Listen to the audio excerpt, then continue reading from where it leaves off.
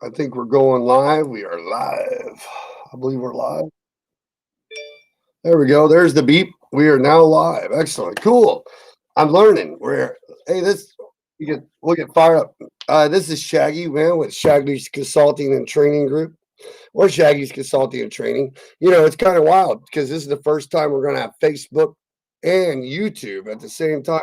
I've had this YouTube channel for quite a while. I just haven't done a lot on it, but we're going to start doing more and more things every Wednesday or every Thursday at 1 o'clock.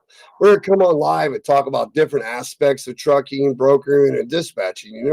I like changed the name from the panel to like the Mythbusters because we're really laying out the truth of what's going on in trucking and why people are failing and why they're not. And I got a cool panel today. They're going to bounce in and out. I got Bob coming on, and we got Frank Jr. coming on with G3 Services. And we're going to and I haven't really decided. We're going to talk to the guys once they get them up, and we're really going to figure out what kind of a topic we're going to really hammer out this time. What's up, Russell? So it's kind of exciting. We're going to see what happens. We're going to start talking today, spend about an hour on here, maybe an hour and a half, and just lay down some stuff. And I really don't know where we're going to go this week because, I always base my trainings off the weeks that we're doing webinars. And I got dispatching coming up, which is going to be next week. And that's super important. But at the same time, I've had so many crazy questions this week as I just want to ask my partners here and discuss some stuff, and I still don't get it. So what's up, Jazz? We're gonna find out what's going on and see what they think's going on and different things like that. So stay tuned. I'm gonna bring up all the partners, and today we're gonna be sponsored by the Trucker Affiliate Program Fuel Card. Man, the Fuel Card is prepaid. It has an awesome credit line. Gives you great discounts off of the main fuel stops that you're gonna need. There's no money up front. It's really quick, very little credit needed. They don't turn down hardly anybody, and it's nice to be able to have a fuel card that you guys are able to have prepaid. You don't have to use your own cash to start out with. It helps you keep a lot of money doing different things. So if you guys need help with a fuel card or anything, check out the Trucker Affiliate Fuel Card. The phone number is rotating up down the bottom of the screen. And we like to have different people. We have 13 partners in our Trucker Affiliate Program. So we want to let you know that they're out there. They don't pay for our stuff or sponsor our page. It's just somebody that's helping us out this week on this show. So we're going to lay out some nuggets of knowledge and break down some stuff. I'm going to bring up Frank Jr. and Frank, and I'm going to bring up Bob here in a second. And Corey's supposed to be joining us here in a few minutes from Cap Logistics. So it's going to be an interesting show. So let's get it started. Guys, as always, please share us, like us, hit the button if you like our content. We'll be here every Thursday at 1, and keep the movement going. We're here for you. And so when I bring up the panel, if you guys have any questions about trucking, brokering, why you're not selling freight, why it's so hard right now that you've been brokering and you're having trouble moving the rates, because the rates are so high. I mean, all different kinds of stuff. Any questions you have, residuals, why you're not getting clients. I mean, we're here for you. Just type in the question right there in the comments, and we'll get to that question just as they pop up, and we're going. All right, so meet the panel, man. Here comes Bob, and Bob's unfortunately is no face today because his camera is being weird. There's Bob. Yeah, just call me Harvey Dent or Two Face because I'm just going to share a screen probably. That's all right. We still like you. And there's Frank. What's up, Frank? Hold on, guys. All right, so Frank's a broker, and they have a trucking company, and they do all kinds of trucks. Bob does compliance, safety, websites, marketing, drug testing. Anything that running the back of the house of the business, not with loads, not to deal with the loads. That's what Bob does, and you always know me. What's up, Matt Brown? You always know me. I've been in the business for, I think it was 16 years. Grew a trucking company for a long time, dispatching. Me and Corey have a brokerage together. So, a lot of things going on. So we're going to get started. So I wanted to start talking this week because, I got a thing that I'm just thinking about it, right? So just 3 months ago, everybody was crying, weren't they? Yep. About freight. I mean, it was everywhere. Marching on marching, not just crying, but marching. Marching. protesting in Washington. About Right. the So brokers. so I want to go back, like I made a post. I want to go back to like 2001, right? And you think of 2001, right? 2001 freight was terrible, right? It was one of the worst years out there. And then you got 2000, what was it, 2012 and 13, right? That was real bad. Yep. Or it picked up. The pace picked up. Or sorry, 2001, it was really bad. And then it picked up a little bit. Actually, I don't even think it picked up back then. I think it stayed pretty sucky all the way up. And, well, around 2004, it picked up a little bit. Then 2008 is when it crashed in the housing market, right? The housing market just messed up trucking like crazy because that's when I started. And well, I started in 2005, but when I got my trucking company in 2008, it's company driver. And then you go into 2010. What happened in 2010? 2010? Yeah, what happened in 2010? Anybody Well, that's when I remember? started safety, roughly 2009, 10. Well, I'm talking about the fuel prices went through the fucking roof in the oil industry. $4 a gallon was nothing. Yeah, by 2012, what was the prices on fuel? Almost $4 $4 a mile, right? Yep. And then what happened? And then what happened around 2012 and 13? All those years when fuel prices went up for some people made money, some people didn't, but it crashed again, right? Yep. And then in 2014, the snowstorms hit from Michigan all the way to Florida. People in Florida never see snow, right? And then, so now because of the snowstorms, now the rates shot through the roof for about a year and a half because that winter was so bad, we didn't really see a slow season, right? Right. And then by 2015 and 16, it dropped again, did it not? And through the floor, and everybody is crying, right? Yep, bottom fell out. Yeah. Then 2017, what happened? Back up. Why did it go back up? Was it E-logs and those two hurricanes? It'd be anything to do with hurricanes, anything to do with weather, natural Isn't disasters. that what happened, though? Wasn't that what happened? Did it hit Yep. Florida and Cuba and all that? Yep. Blasted it like crazy. And then right around November and then December. And then in December, the E-logs came in like December 17th, right? So now freight's off the roof for another year and a half, right? So then freight just starts lining out, right? Everybody's looking for the honey hole coming up in March, right? Then what happened? And what happened again? Down. So, like, when I'm on the low boards right now looking, and I'm thinking about it, because over the last 3 or 4 years, I always hear this thing, especially since I've started training. They're like, man, I can't find no freight no more. All the brokers are gone. The only ones out there is TQL. So, like, here's the idea. So you have two types of businesses. One that's a freight chasing business and one that runs a fine line across the middle, right? And they have multiple streams of income. They're diversity. They have different things going on. They're brokers. They have owner operators and companies. And these guys are the ones that are running across, that are building numbers of products that they can service. They're not only their owner operators and their drivers, but also that same product they offer them, they can service their customers. Is that not true? Very true. Frank? Yep. Is that not true? Absolutely true. So are those the guys that stay in business? They're Yes. the ones that never experience any type of fluctuation. So I was going to start off this show today, and I just don't understand because we still got everybody jumping in trucking, right? Mhm. Everybody. We got everybody jumping in brokerages, and we got everybody jumping in dispatching services to run those other companies too, right? They do what they're doing. And so over the last over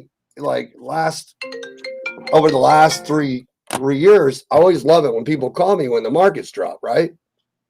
And they're like, man, like 2 months ago, I was making a killing, man. And every broker was it was no problem. I was booking loads like crazy. I was doing this and doing that. And the next thing you know, they're all gone. I don't see them on there no more. All the rates are cheap. And I'm like, first thing I ask them, did you just chase the freight for the best dollar all the time? Or did you take time to build a relationship? Well, here's the thing, Shaggy. I'm in safety primarily. I deal with drivers. I get to talk to all the company owners. But at the end of the day, most of them come in freight chasing. Most of them continue to freight chase. Very few of them know how to build a relationship. Very few of them know how to diversify their income or build a business plan. And But Frank, go before we get into the business plan and the compliance part of things, how that comes in. That's why I want Bob here. But Frank, why are we not building relationships and we're freight chasing? Because that money's not going to be there. The average that you need to pay your bills, your truck, your trailer, your fuel, your insurance, your fixed costs, plus your pre-estimated stuff, that golden whistle, that turbo or that DEF system is going to blow that might not be warranty. You know you got your fix. So why don't we figure out that number that we need minimum to double our household income that we need to pay our bills, right? Our household bills, plus that number. So we need 4,000 to pay our bills, right? All of them. And pay off our truck, trailer, fuel, and insurance and all that stuff. And then another 4,000 minimum to double our household income after that. We know we can make more, but why don't we have a plan to make sure everybody we have is at least doubling what they need? So I think that there's a mentality, and it's been around for a long time of, get it while you can. If rates are up, get the highest you can while you can, because they anticipate that it's falling out. But what a lot of people miss with that part of their meal there is that they're missing the relationships. They're missing the same thing we're talking about, the diversity. They're missing a lot of different things, all because they're chasing a dollar. And, it's been that way for the longest time for a lot of people. Some people don't know how to build relationships. Some people don't understand that relationships can be key to your success and survival, especially during the hard times. So they just go out there and chase the highest dollar they can chase while they can. And a lot of guys get into this, Shaggy, with limited knowledge anyways. So they go out there and they buy $100,000 truck, a $25,000, $30,000 trailer. That way it can be show truck, show trailer material, or they just go out and buy a truck before they ever have that plan that we're talking about. And they have no choice but to chase that dollar at that point. So, they're going into it blind, chasing the revenue. And then when the revenue bottoms out, then they're in trouble. They're protesting. They're doing this. They're doing that. Oh, yeah. Then here comes Bob. Then what happens, Bob? Would you like to explain now? Because, when you're out there, Bob, and you're going up and down on that line, remember the line that we're talking about? It goes up, it goes down. And then the smart guys are the ones like, there's a company right here in Terre Haute called Morris Trucking. He's been there 40 years. He's got owner-operators. He's got company trucks. And almost probably 90% of his freight is customers. Yep. That guy maintains off what his customers give him and doing backhauls because he doesn't totally live off the load boards, and he's been able to sustain for years. Do you think he freight chases? Nope. Or he services what those customers offer? Services those customers, stays loyal. So there we go again. So if we go out there and we're freight chasing, these are the guys that you're running into, and what's happening, Bob? Oh, multiple things, but we'll just talk on the last 3 months ago. How many people jumped out of the business 3 months ago?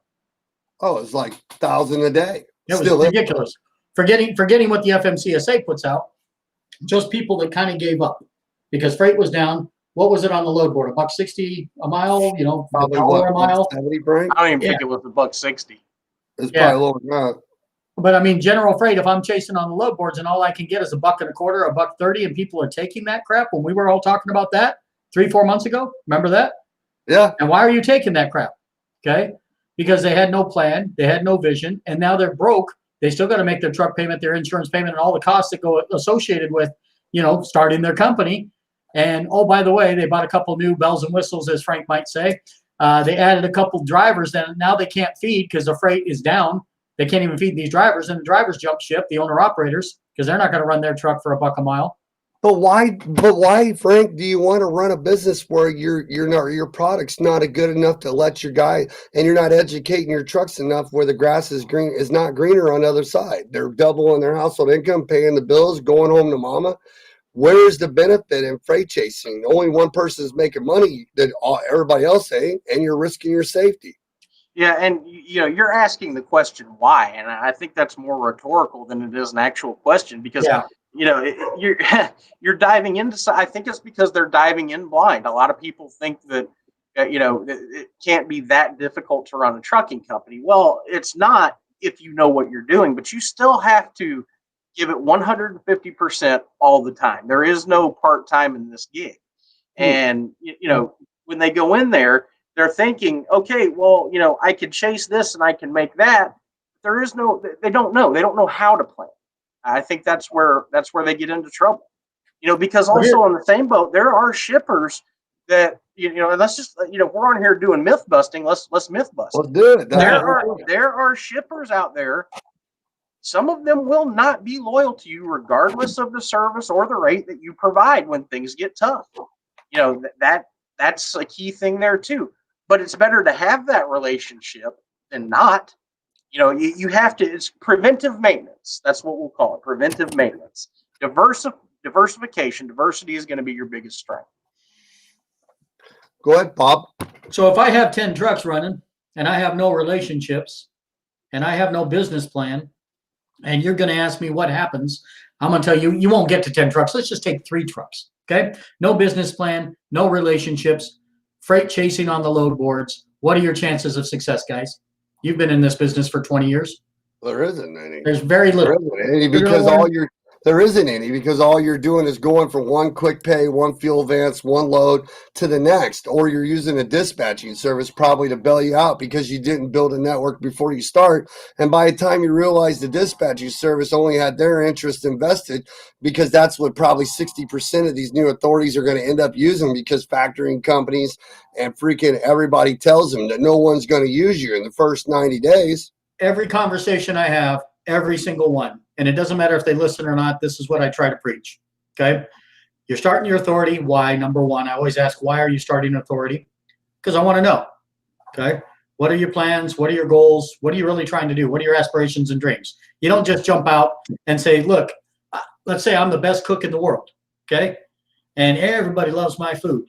That's fantastic. That doesn't make me a business owner at all. So I go, hey, I want to open a restaurant. Okay, well, how do I do that? So somebody says, hey, there's a building over here. Go get the building. I'm going to spend $250,000 opening a restaurant on average, maybe even a little more in today's society, to open a restaurant because I was a good cook, but I don't have a menu. I don't have a plan. I don't have employees. Didn't even pick the right location. You can name any type of possible catastrophe to not having a business plan. When I go open this restaurant, I could be the best chef in the world and I'll fail. You could be the best truck driver in the world. If you do not have a plan and you do not know why you're getting into this industry and you don't have some structure ahead of time as to how you're going to attack and succeed in this industry, you have a very high percentage chance of failing. In fact, the FMCSA gave us a number last year of about an 84% failure rate on new authorities coming into the industry. Well, I could tell you, we could pull up the MC authority list that all these guys are robo calling right now, Frank. Yep. And probably like this morning, there's probably 300 to 400 new MC 400. members. Now, 400, right? Yeah. So how many of those guys, because of lack of education, how many of those guys, because of lack of education, won't even understand how they can afford to pay a $20,000 insurance policy broken up over 1 year, and with fuel and fixed cost and truck payments, and your fixed cost is $400 to $500 a week. Your truck payment's probably $500 on average a week, $2,000 a month. Your trailer's going to be $400 to $800 if you even get one, and then your insurance over 43 months, 10 months, or 10 months. Thing you haven't touched on in the whole thing. Guess what? There's 3 monitoring agencies or 3 authorities here that are going to take stabs at you over the course of your operations. You haven't even included those. I've got the IRS, I've got state agencies at the DOT, and I've got the FMCSA, a federal agency. I've got 3 different people that are watching over this business of mine that I'm going to start with no knowledge of coming into it, just because I drive a truck real well. That makes sense. Go ahead, Frank. Well, yeah, and really true. I mean, guys, we talked about it already. The only knowledge that they are coming across that they're hearing is, okay, well, it's all the broker's fault, or it's somebody else's fault, or it's the shipper's fault. That is the only, not only, but 99% of the knowledge offered is that mentality. Well, how's that working out? So I don't know. Here you go. Dorothy says, what's your point? Well, what your point is there's 85% of the industry out there this year, those 400 new authorities that are going to be messed up by dispatching services or factoring companies, or they're going to start with the wrong compliance because they take a get-rich-quick compliance program that just gives them stuff. They're going to go out there. They're not going to understand take it. Look at all these guys. You got 3 types of authorities out there. One, an investor, right? I'm invested. I'm a guy that's not going to drive. I'm going to buy a truck, or I'm going to invest. And number 2 is the husband and wife.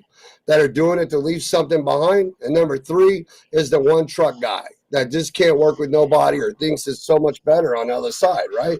So the point is why are everybody jumping in the industry without having a 2-year plan? And why do we get in the industry and not understand we're asking? I'm asking you guys, why does everybody keep getting in the industry and not make a plan to understand how to get customers as a trucking company from the get-go with 1 or 2 or 3 trucks? Why don't you understand? Hold on. Why don't you understand how to build a very strict compliance at the front? Because obviously you guys aren't building a product in the front of your business, whether you're 1 truck or 2 trucks or 3 trucks or 5. You're not building a program to take yourself from 1 to 5 trucks, because Bob's on here right now and people are messing up their CSA scores to get rich quick all day long, and they don't have to. So why are people jumping into the truck industry, not understanding how to get customers, not understanding how the brokerage works, not understanding how to add on their own? Why are they jumping in the industry when a husband and wife spends $100,000, $20,000 on insurance, another $20,000 on a trailer, give or take? And why do they not understand what they're going to do with the business in the next 2 years if their truck breaks down? If their truck breaks down, the husband has a heart attack, what are you going to do with the authority? Just give it away? So building relationships, Luther just throws up, build relationships before you get into the business. I agree with that, but build your knowledge base, train yourself, understand all aspects of the business, and learn how to replicate what you learn. And that's where this freedom to learn movement's coming in, guys. We're showing you, hey, here's a nice model. This is something that can be duplicated. This is how you handle the issues that might arise. This is how you protect your investment, and have a business plan. At the end of the day, this is all part of a business plan. How to get freight is part of a business plan. Freight is the model. That's our moneymaker. Freight is what moves. That's how everybody makes money in this industry, period. Bar none, I don't care, shipper, broker, whatever. You're basically moving freight. That's the commodity. Okay, but you need to know how to every aspect of this business that can interrupt or interact with that freight to cause you to go bankrupt or bad. That's what you need to know, and then you have to have that plan to duplicate if you want to grow a business. How do I grow? How do franchises grow? Well, we understand that. I just want to know why people aren't. Oh, you can. I can't answer. Like that's my whole thing. Like I've had so many calls this week. We can have everybody in this live event, and nobody can give us an answer. Probably they all do it. They all just jump in. I mean, I can tell you the answers I hear from people. Why are you getting into the industry? Well, my friend said it's good right now. I should come in. Well, is that a good business plan? Because freight is up? No, we've already seen that. I've had people. Go ahead, Frank. No, go ahead, Bob. I'm just listening. Take Don. Remember Don Vito? Do you remember her? How did she get into it? She owned a little pizza parlor. She got into it because some dude told her it's good, got into hot shots, got screwed over.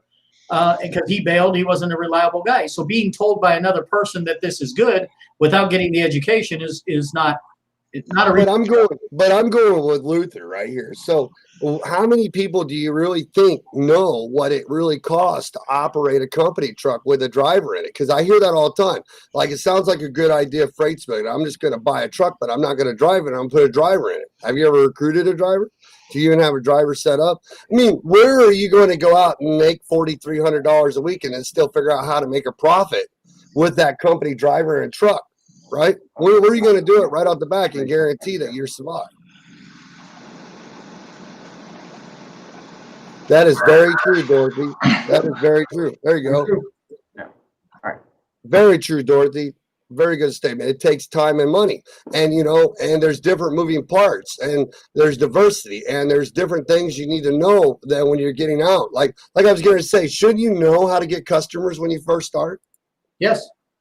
I mean, you think about it, Frank. We talk about all the time. How many people do you think if you had 1,000 carriers, right, that are in their first 3 months? How many of them do you think will probably actually understand what going after a customer or even getting a customer? I don't know. I don't know. If I had to take a guess, 3%. Did you say 10% or 15%? 3? Yeah, I thought the guys that are just diving in that have minimal knowledge. Yep. I'm going to get on the load boards. That's what I hear all the time. I talk to new authorities all the time, and it's all about the load boards to them. Or I'm going to have a dispatch service dispatch me. That's the other answer I get. But how do you learn from a dispatching service, though? You don't learn anything from a dispatching service. Considering I ran one for like 9 years, right? Yeah, but I'm telling you, they're not there for you. They're there for them. Well, and they don't learn anything because their compliance is still getting messed up because all they're doing is working their job and you're booking the truck and they're not paying attention to the rest of the operations, are they? Shaggy, you were a damn good dispatcher. How many trucks could you dispatch when you're heyday? One, just you by yourself Probably 20 to 30 with a paper pusher. with the paper. Just you. Mhm. Just Yeah, I had when I had the 18 to 20 owner operators for almost all those years, we ran 30 more out of our office dispatch carriers with their own authority. And at one time we had almost 70, but always Corey, the one that's not here right now, was always helping me, And I even remember back when I started dispatching, I always ask guys what, cause I didn't know, like when me and Melissa started in 2008 and had 24 trucks our first year, our 15 months, even when I blew my insurance bracket and Gabe's like, you can't be growing like that. And I'm like, fuck you. I'm growing like crazy. Just give me another insurance policy. Shut up and get it. I'll give you the money. That's kind of how the attitude, I didn't know no better, and that. But isn't that what you're advocating against right now? Is that very same comment? Yeah, that's why I'm teaching. That's right. That's why it's all from experience. So why did you do it? Why don't you answer your own question? Well, do what? Why did you do it? You're asking everybody this question. Why did people get in with no plan, but you did it? Why? Well, I did have a kind of a plan. The only thing I did difference was I should have got money down for my trucks instead of just giving the trucks. That's the big thing. That's where my flaw was. It didn't take me much long time that you can't take a truck and a trailer and give it to somebody without a commitment of cash up front to make them invested in your part of the business. And then it took me a little while to learn that not only do I need them invested into my business, I also need them to be educated on what to do because I expected them to know what they wanted like I did, but they don't. They think they do, but they don't. So you actually need to educate them on breakdowns and maintenance and escrows and how to survive at the same time. And I don't see that happening a lot. You know what I mean? Well, I mean, there is a whole lot of things I can find on YouTube. Tell me how to be successful. Make $1 million sitting at home. Right. That's part of the reason people jump in. I thought about it. But see, it's like there's this this is what's going to happen, right? So as soon as freight rates drop back down, you're going to have brokers that are rate brokers that all they do is play the rates on the load boards because they don't really have relationships. Yep. They have a bunch of broker packets, but they don't have any real relationships because they were never really taught that. They forgot that in training class where you have to learn how to sell the customers, but you have to sell the carriers before the customers. Because Frank, if you don't have carriers, can you do anything? No. And you don't have customers, you can't do anything. If you don't know how to get either one, all you're doing is watching a YouTube video of you guys said you really need a script and you need to call up and say, hey Frank, my name is Shaggy and I'm a new broker just starting out, man, and I don't believe in scripts. I don't believe in scripts at all. You have to be able to switch gears. You have to know your customer. You have to understand their needs. If their needs differ from what your script says it is, dude, I have so many people that call and say this is what they're taught in brokering. I get a list of customers. Mm-hmm. All I do is go down the list all day long and make phone calls and call them up and say, hi, can I get all the shipping and receiving, please? My name is Shaggy, and I'm a broker, and I'd like to be able to help you guys move some freight. Who do I need to talk to? So for every 100 of those calls you make, you might get a maybe. You might get one maybe. If you're really lucky, you'll get two, and if a miracle happens, you'll get three. So a question was in the group that we had earlier. A guy got in there and said he's doing cold calling, and he's doing cold calling because of COVID with customers, Frank, and he's going door to door too. And a lot of the places he's running into right now that he goes door to door, they're saying if you're not there for freight or you're not an employee or part of the company, they're actually turning people away because of COVID. Sure. What would you do? Would you give up and keep going, or would you still hit door to door, or would you go back and make more phone calls? It's dependent. I mean, you have to know who you're going to see and why in order to make that call. If you can make a call to get inside to talk to somebody and COVID's not a thing that bothers you, okay. If that doesn't work out for you and you've got to go back and hit the phones, then you can pick up customers by cold calling. I've done it. You can pick up the customers by doing that. But you're not going to pick up every customer off every phone call. It just doesn't work that way. You're very low percentage, even if you're a good salesman. Correct. Oh, They're pounded by all these scripts that are out How there. many- I can only imagine how many people forget the aspect. Like I was joking around in training class the other day, and I told people, "Hey, call a customer like 4 or 5 times and just figure out what they're shipping, and then ask a question and Yeah. hang up. You know, just talk to them for a minute, ask him a question, get some more information, so that when you really get focused and start to learn more about the business, right? Yeah, absolutely. That's- And asking questions is probably the best way to get where you want to be with and gaining customers. Finding out the need, you got to fill a need. How do you Yeah. know what the need is? how can I help you? Yeah, Where do you have a need? Where's the where pain? do you need So help? there's a good question. So customer service. That's like the people that call me and say, "Oh, I was a telemarketer, man, and I got an MBA, masters in business and stuff like that." If you don't have the trucks and you don't have service with it, you don't have sales, then a truck. If you don't have the trucks, how are you going to move freight? Especially when you're new in your first 6 months. Correct. And customer service helps, yes, but these shippers are getting calls all throughout the day from people just like you wanting to do the same thing that you're 100 wanting. calls a day, probably. And they're all giving them the same or a similar pitch or something like that. But yes, having customer service experience helps. It does. 100%. Knowing the need- Everything helps. Yeah, knowing the need. But By I don't have no trucks. if I have no trucks, I got But I nothing. don't have no trucks. Everybody keeps asking me for trucks. Are you talking Every about from the time- perspective of a when non-asset? I get that But one isn't person that of why we 100, do it from the no, truck? when I get the one person, listen, when I get the one person of 100 that actually talks to me, he Yeah, asks me how many trucks I have, and as soon as I say I got a whole bunch of them all over 48 states, he says, "Nah, I'm good." Yep. And then the rest of them, if you get into one, it's some chicken farm or some fucking lumber place, and you know that's a great customer because it comes over with the email with 4,500 other brokers on it, and it's in a big list. Mass distribution email. So what's your answer to trucks, Frank? So no, I've got trucks all in all 48 states. No, that's not enough. Where do you need my trucks? What do you need my trucks to do? All the I'm just all the wondering other how he knows you're new and you can service 48 states and you don't have any assets, but you got trucks everywhere. all the other 47 states, as far as that shipper concerns, can be damned. He wants to know how he's going to get his product Yep. from point A to his customer, point B, and you've got to be able to tell him or her how you're going to do that. You can't just say, "Oh, we service all 48. What can I do for you?" Because that's the point when you become just a cold call. That to them in their eyes. When I worked with Landstar, I was making 150 calls every day, getting a no. And Landstar is one of the most well-known companies that's out there, and he's getting no's. That should tell you something about being brand new.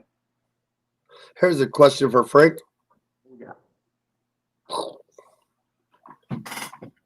And hold on, go back to Jazz. And that was a Landstar that has Right. assets and a fleet. So somebody's not training Jazz the right way, huh? Because they're like Landstar is one of the biggest double brokers out there, co-brokers, whatever you want to call it. Big time. And I think they have a script, if I'm not Oh mistaken. man. I remember the office in Springville, Missouri, where my buddy Jim Searcy, he's in the group. He went to Springville to answer the job to be a Landstar agent, a broker for an agent. And they had 2 offices over in Springville. One was the actual agents, right? The real ones. The other one were these guys that were sitting in these little desks, right? And so what happens was they gave them all these leads and stuff, but their job was basically what they're doing is calling brokers and getting the rates from the brokers. And then what they would do is they'd tack 100, 200, 300 on it. And whatever they made over the top of what they co-brokered, they got $100 or half, 50% of it. That's how they got paid. And they were provided a phone and a desk, right? I'm sitting there going, what the? Because you already know what's going to happen anyways. Half the time, there's only $100, $200 in the load extras. So that's why half the time when you know it's double brokered, all you get all the time when it is double brokered is, "I'm working on that for you. I'll get it fixed soon. Just wait and get unloaded." And then you're unloaded. You never get paid. But you sat there 4 days to get there, right? It's a great load. So back to the question. Dorothy Neal says, how did you build your clientele? It's just each client's different. Some clients we fell onto by accident. Some clients we had relationships with. You know, as far as I'm concerned, you know, from my perspective, I've been around this industry my whole life, uh, you know, since the cradle. So, you know, some of it's trial and error, some of it happens by accident. We could be delivering a load to a place and, you know, strike up a conversation with somebody on the shipping dock, and they could say, "Hey, here's the phone number to the transportation manager. We need help. Give them a call." You know, That happens more than any. That happens the most. And some people call it back soliciting or whatever. But if you're in a shipping dock and you have relationships with your carriers, Frank, and you're in there and you teach, yeah, Lily says, bust your ass and call, hunt, be like Sherlock Holmes, but anyways, a lot of the carriers that you work with, you'd be surprised how many of them don't have a salespeople or a brokerage. Because like when I was in trucking and we had our fleet, I met Corey in 2009, and I found most of my customers through my trucking company, not cold calling. Yep. I found them through doing work or being on a load board, noticing 3 brokers working with one customer. And I'm like, well, fuck, I'll call myself and get in there and find out that they didn't have any trucks and I had 20 trucks plus my dispatching 30, 40 trucks. And then once we did a couple of loads, we just send them over to Corey and Corey would work them. So I got most of my side of the business from the trucking side. That's why you've been in my broker class. I'm all about trucks and assets and going through the trucking companies to get customers. Am I not? 100%. for sure. I'm not a cold caller. I mean, you got a cold call to build up appointments and stuff like that. But I think the best freight comes from the carriers themselves. Yeah, I think so too. Contact on every load, right? Yes, and and another way, making those contacts. yeah, and another way is knowing when you do make if you do make those cold calls, knowing how to, knowing your verbiage, having a basic knowledge and understanding of the industry, and then mixing that and applying that to your customers' needs. You've got to know how to shift gears. That's why script doesn't work. I'm a terrible salesman, Frank. How do I get clients? I've got a trucking company, but I don't know how to get clients. I'm a terrible salesman. I hate talking on the phone. Always like it. Everybody always asks me, how do you call? And I'm like, well, I mean, I always like whenever we're doing the calls ourselves, I'm always like, hey, how are you? And they answer the phone. And then I just tell them I'm in logistics because I don't, if I know exactly what they need, which I'm not going to go to them if I don't know what they're shipping, like flatbed coils, if they need binders, chain, I'm going to know the products anyways, or I'm not going to call. Like I'm studying it's funny, I lived in Terre Haute forever, right? For like 11 years, but I've been so busy doing stuff with Corey and the customers in Michigan and the glass place and the different stuff that we already do and dispatching. I knew so many people in town. I've never went to Jabcor. I've never went to STI Steel, but there's like not 30 factories, probably 15 right here in town. Right, everything's for labels. Like I'm swimming in the pool with a lady that she's a fixer, and she's at one of the factories right now here for a year, and she's fixing it, upping the volume, and she's telling me that they ship $2.7 million worth of products. So every night I go swimming when she gets off work, and I've been learning more and more for Cindy because she's only here for a year about the logistics, and we just found out that they make labels for candy bars and products and a lot of plastic stuff. She told me how they bring in 5 train cars a week of resin and how I'm learning the process of what they do there. And we're friends, and she likes my daughter when we're in the pool. So this is happening right at where I live, in the pool. And it's really cool because I know the company now that she works for, and I'm just asking questions because I'm fascinated. But this lady's attached to Kimberly-Clark and all these big companies, and this is the biggest factory right here in Terre, all of them.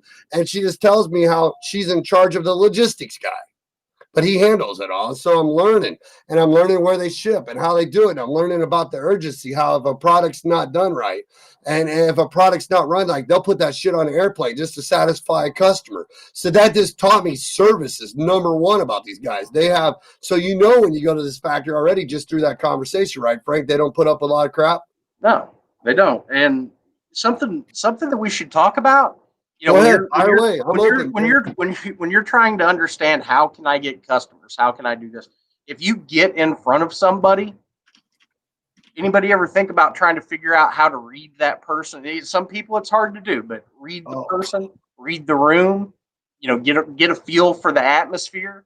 I mean, if the guy's got, a Dallas Cowboys or, a Kansas City Chiefs statue on their bookshelf or whatever, or some crappy team like the Chiefs or something like that. You know, Yeah. okay, so start talking football, baseball, whatever. If you can get away with it, if they'll have that conversation with you, get a read for the person. How can you give that person a sense of security about you? Two things in sales that I've always followed, and I'm talking my entire life. Keep it simple, stupid. Make a friend, make a sale. That's building relationships. You do that, you keep it very easy going, very, very friendly. They're going to work with you. You'll get all the information you need just by talking and asking questions. I think about it all the time. I always get the question, and everybody that calls is. I got like 3 phone calls right now. I got a call, and they're all from Houston. The people that I got, they always starts out. I got a brokerage. It's all set up, ready to grow, but I'm still don't know what to do. And what crazy is they just paid for somebody to teach them this. It happens, right, Frank? Yeah, absolutely. Yep. And my question, and I think about it. I think about. Like they always tell me, I mean, I just don't get it. First off, and where they come from to get to this point, and have Be right never back, been around Shaggy. trucking or owning a truck or had a truck. He said he'd be right back. Yeah, I just don't understand, And I think about like they're telling me, like I always ask, so what are you using to call? And they're like, I got this perfect script. It's laid out. It's this, and I'm like, why don't you just call as a carrier? Like if you're a trucking company or a brokerage, why not just call up and say hello? Hi, how are you? And Bob says, hey, yeah, I'm doing great. How are you? Well, listen to the voice. See what section of conversation it goes to. Are they like grumpy as fucking hell? Are they excited to be? Are they that one in the middle that's just confused because you're the 40th call they called? Who is the person that just answered the phone? And then immediately once I acknowledge their voice, and I'm good at this, acknowledge the voice. Like if somebody's grumpy as hell and they're pissed off at the world and you could definitely hear it, why would you go into a pitch? Why wouldn't you address why they're grumpy? And it's none of my business, but they already said hello, and I figured if they said hello, I got fucking permission to talk. Yeah, let's make them feel better. Maybe you'll switch their whole mood around. And so I think about it, right? So everything in trucking and logistics and brokerage is like a bag of tricks or a bag of information. What I give out, it can sometimes be too much or too little or the wrong information. It's just like if I go into Nucor Steel and I know they like carriers and I'm a broker and they ask me if I have contingency cargo insurance and I say, and I blab out 1,100,000 because that's the average. But why couldn't I just said, well, I carry contingency cargo insurance. How much do you need? Yep. It's just like when you walk in and you got the first call on the phone. Why not say, hey, Bob, or Bob answers the phone. Yeah, this is Bob. Can I help you? Hey, Bob. Hey, my name's Shaggy, man. I'm with Shaggy's Logistics, and I'm with Shaggy's Logistics. And the reason I was calling is we've been hauling some freight right there in town, and we've been by your facility like 2 or 3 times, and I'm in logistics. And I was just wondering real quick, I don't want to waste a lot of your time. Do you guys work with carriers or you guys just work with brokers? And what's cool, it's really funny when you start off with a line like that, you're not really going in nothing. You're not putting them on the spot. You're not being a butthead. You're just kind of like from wherever you start to call and negotiate, talking, you might shoot the shit before you even get to that part. But that's the question. If they're too urgent, go into that. You got a question. If it's too busy or their phone's ringing like crazy, go in that question, shorten it up, get to the point. And a lot of times they'll tell you, they'll either say 2 things. One, we work with carriers, or we work with brokers. They'll tell you. We have our own broker.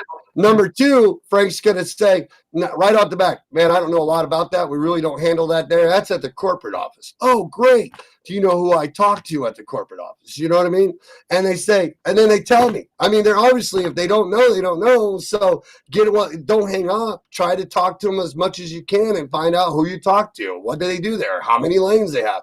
Get as much as you can until they hang up, because you already know that's not your point of contact, but there's no reason getting everything you can, find out what goes on. Do they have the counting? Is the sales department there? What do they run at that factory right there? Or is it all at corporate? Do I have to go find an asset procurement? Is that the person I'm looking for? Is it the traffic manager? Or what is the name of the person you use at this company? Like I found out whenever I go to this factory I'm working with, and the lady at the pool that works down the street doing the wrappers and stuff, I know I'm looking for asset securement.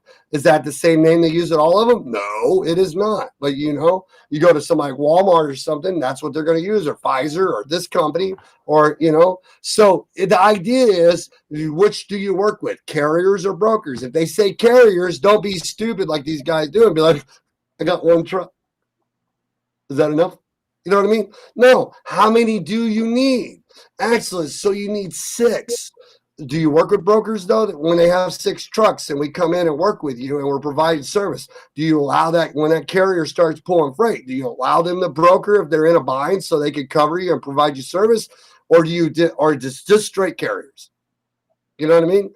Find out the details. Go ahead, Frank. Add to it. Yeah. Well, and okay, so you work with this, do you work with that? Oh yeah. By the way, how long have you been in business? Yeah, we'll work with brokers if we need to. If we have trouble covering it with our assets, then yes, we'll work with brokers. Okay, great. How long have you been in business? Well, how long do you need? Hello, Christine. How long do I need to be in business? Because if I'm a smart cookie, I got a person like Frank, maybe he'll back me up. It's just like, why do we go? Here's the thing I got. You got 3 things that are going to happen when you're selling, especially as a new person. One, you're a broker with new experience, and they might use you, they may not, right? Yep. Right. Don't know for sure, but they might. Number 2, they if you don't have 2 or 3 years of experience with book of business and proof, right? Yeah. Proof that you pay your bills, that the carriers aren't going to come back and bill them, that you're not going to leave your carriers hung and high and dry and this and that. And the last they want to know these. There's customers that only want to work with carriers. So why wouldn't I build relationships with carriers first and be their salesperson? So when I went and sold this guy, and the customer says, "No, Frank, we only work with carriers, man, but we could use about 30 of them right now." Or a carrier with like 30 plus trucks, man, it has drop trailers. Yeah, I'm working on a situation like that right now. Yeah, sounds like there you go. Sounds like so I can go find a carrier, Bob, ahead of time and set up a contract or a deal to be his salesperson and go and sell based off what his company needs, so I don't lose that customer when I'm doing all this work. Why wouldn't I? Yeah, I don't know. I'm just asking. You could do one of 2 things. You could do one of 2 things. You could say, "I'm not a great salesman. I don't like making cold calls," or you could say, "Hey, I have this opportunity. It's not hard. I need to figure out how to make that work. And if I figure out how to make that work, then there's all this magical money that people are." But let's go backwards for a minute, Frank. Figuring out how to make that work. Where did that start with? Oh wait, relationships. I know a bunch of other carriers that want to come on. There's been people asking where I can get freight. Oh, I've been talking in the industry, and I know now how I can get those 30 trucks. Now I can service a customer. Yeah. But if I didn't have any structure or plan, there's no way to really do that. We're not an asset-based. Dorothy says, "Just listen to you guys teaching me more than you guys know." Hey, that's why we do this show. We haven't been on YouTube yet, but we're really popular on the Facebook group, and we have a bunch of different partners. There's Frank Sr., Frank Jr., Bob. We got Corey and freaking Tom. Man, this is awesome. We're gonna have different people, and we're not sugarcoating this stuff. This is the real deal. I mean, if you don't think this shit's happening the way it is, you're sadly mistaken, because that's the problem. That's what's going on. Go ahead, Frank. We kind of got off the rails here, but go ahead, Frank. Yeah, well, no, just Dorothy, thank you. Guys, we want to get to know everybody that watches us and listens to us. We want to know your story. We want to know what makes you tick. We want to know why you want to be in the industry. We're here to help you. We're here to help you be successful and grow, because in a lot of ways, if you're successful, every one of us on this team is successful. So Thank you, Dorothy, and everyone like you. We appreciate all of you joining up. So yeah, awesome. Oh, we got a question. Let's go to this question. This is for you. This is for Frank. Some of the broker agreements has a clause no solicitation for 10% for a whole year, which makes it difficult, as most warehouses love the trucker and are willing to work with the trucker. Okay, so yeah, yes, Clarissa, that is correct. There's a lot of instances where they like the driver that delivers to them. They want that same guy every time because they know he's going to take care of that shipment, and they know that he's going to get it there, and he's going to communicate, et cetera, et cetera, et cetera. As far as the 10% clause goes, this is not a popular thing to say, but we're not, we're here to tell the truth. The truth is the brokers do that to protect themselves, and they have every right to. They have a right to make a living just the same as assets and trucking companies. And that is there for a reason. It's there on purpose, because there's a lot of instances where trucking companies will absolutely back solicit a broker just because, they're the broker. Screw them. It's not that doesn't work. That's why clauses like that are in that contract. And And you right. know, and you know, when it comes to, and it's dumb. If you're going in, like if you walk into a shipper, right, and you go into a shipper or receiver, and that guy, you walk in, you're like that guy, you know, that's like, I'm on time, I'm here, I'm early, unload me, you know what I mean? And Bob's looking like this in there at the desk going, fuck, man, I've used this broker like 20 fucking times, man, and I'm just tired of it, dude. I need to get somebody else in here, or they're talking about problems, and they come at you, Frank, and offer the business to you, and you didn't bring it up. What is that? Yeah, it's a missed Technicality. Yeah, a technicality, and Because it's very always like I had a guy the other day tell me, right? So this is like I seen a post the other day, right?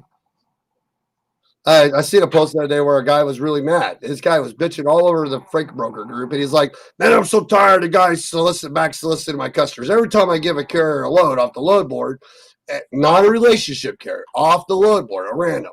Every time I give a random carrier and I work with them, they always go in. I had to fly out there and wine and dine this guy to get this customer and everything, right? And I'm like, cool, that's awesome. So, and he said he worked them, and he said every time I send a new carrier into my customer, they always try to hand a business card to solicit them, and my customer immediately calls me and tells me, and I'm like, so what are you mad at? I mean, what are you mad at? Because you should be worried if your customer isn't calling you and telling you. Yep. Isn't that true? Yeah. Think about it. Because if he isn't calling you, then is that leaving a hole of service for somebody with more than you or assets to come in and take a customer? Hey, get your ass to work, Frank G. Senior says. All right, so go back. Lamar posted a question for you guys. Yep. Who? We got Lamar Pace right here. Oh, wrong one. Back up here. So there's a good one. So at one point, how would you negotiate rates with them knowing you're new to the industry? Learn your market. Why do they have to know we're new? Well, number one, you have to know your markets. You can undershoot a rate and lose your ass and be in a bunch of debt if you underquote your rate. But so this is question. He said he's new. So the problem is everybody's painting the wrong picture in the broker industry, because when you're new, before you get a credit score, right? That means a days to pay. You have no power to manipulate anything. You can't play the market. You can't play anything because you're at the begging of the trucks, are you not? Yep. Yes. So how can you bid freight as a new broker if you're playing the 15-day average, or even if you're ghosting it? Because if you're ghosting it, what's the guarantee the truck will be there when you get it? Or the rates haven't changed. Yeah. So how do I negotiate rates as a new broker when I have no credit? Have assets. I don't have assets. I don't have a trucking company. We've said it 3 or 4 times. We can't there's a couple of different ways to look at this. There's a couple of different ways to skin this cat. If you're a new broker, quick little pitch here, but I mean, you don't start out as a brand new broker with no knowledge trying to do your own thing. Agent under somebody for a little while. Yep. Get that knowledge. Go under somebody's wing that knows what they're doing, that can help you grow, help you thrive, teach you. If you need that help, then you need it. So agent for somebody. Start out doing that. Start out, take some classes, do something. Just don't go in it blind. If you're a new broker and you don't know the market, you're screwed. You're gonna be in trouble. Dude, we tell every new broker every day, be a salesperson for the carriers before you bid customers. Always have another brokerage to piggyback you that you can be an agent for that doesn't have a problem with you letting your brokerage age, right? Because when you go out there, shouldn't you be, if you're going to take the time to go sell, shouldn't you be able to make money 3 different ways if you go that route? Well, why would you leave anything on the table, Frank? I don't know. That's a good question. You don't want to leave anything on the table. I wouldn't either. I like it. What's the point in doing it? Passion? But what are we, 6 years old? We want to make money. Passion. Yeah. I mean, I really like trucking. I really like brokering. I'm just going to do it because. Yeah, it sounds like a great idea. I don't have to buy no trucks. I just get my MC number, go pay for my bond. They'll break it up into 4 easy payments for me at Pacific Financial, and I'm ready to go in 21 days, and I don't have to pay no insurance every month. So it's great. I just go out there and do it, and they fall out of the sky in my lap. Yep. Oh, yeah, all I got to do is this, and then I'm a broker. All right, so that's good. Hey guys, There's a what question about price? here I want to address. I don't think we've Price? addressed it yet.